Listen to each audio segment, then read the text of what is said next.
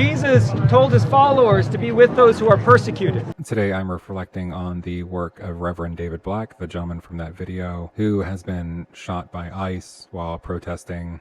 This is a person who is truly living out the teachings of Jesus Christ in a way that is radical and dangerous. I am thinking about deconstruction and the process of deconstruction that happened for myself and that is currently happening for other people. And I believe that we did not see enough people like Reverend David Black growing up advocating for the oppressed and the marginalized. I agree with Reverend Black that if you are following the teachings of Jesus, then you are standing up for your neighbors. Part of my deconstruction, when I was tearing down a lot of bad theology, and I learned about the Mennonite faith, and that's a big part of how I became Mennonite. I didn't know anything about social justice. That was not a term I had knowingly heard before. What I knew was that they were more open-minded about theology, and that's what I cared about. In most Mennonite faiths, we care more about what you do, orthopraxy, than what you believe, which is orthodoxy. We care more about right practice. And so we affirm right practice is standing with the oppressed, helping others, helping people that can't help themselves. If you are following Jesus Christ, then you are counting the cost of being a disciple of Jesus, which means loving others, even when it doesn't help or serve you. We need to look forward and determine for ourselves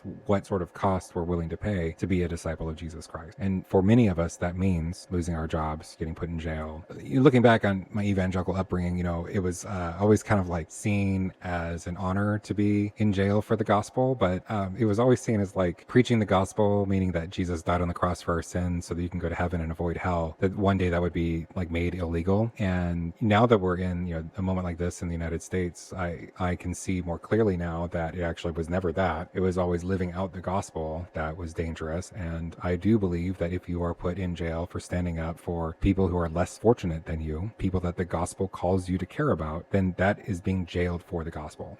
My current circumstance right now, I am fortunate to not be in jail, but I am looking for work, and it is what I try to remember, that I am looking for work for a good reason. It's still new, it's still discouraging, it's still tough. I got a request for an interview. I chose the time and then it got canceled like 30 minutes later, and I'm still waiting to see if they're going to reschedule it with me, and I don't know why. I'm assuming it's just because of their own scheduling, maybe a conflict with their own schedule. But if I don't hear back by tomorrow, I'll hunt down who I need to email and figure that out. But in the meantime, I can't help it. I can't help but wonder, like, if my current situation due to the politics makes me somebody that some hospitals are nervous to hire. So it's tough. Anyway, be blessed. Thanks a lot for listening. That's it for my reflection today. As we continue to move forward, loving and helping other people, especially people that are less fortunate than us, will become harder and harder. It will be something that is punished by those in power. And I empower you to do what is right and have a clean conscience, then acquiesce to hatred and to bigotry, to racism, to those that are in power. Be blessed. Praying for you as you pray for me, and continue to do good to other people.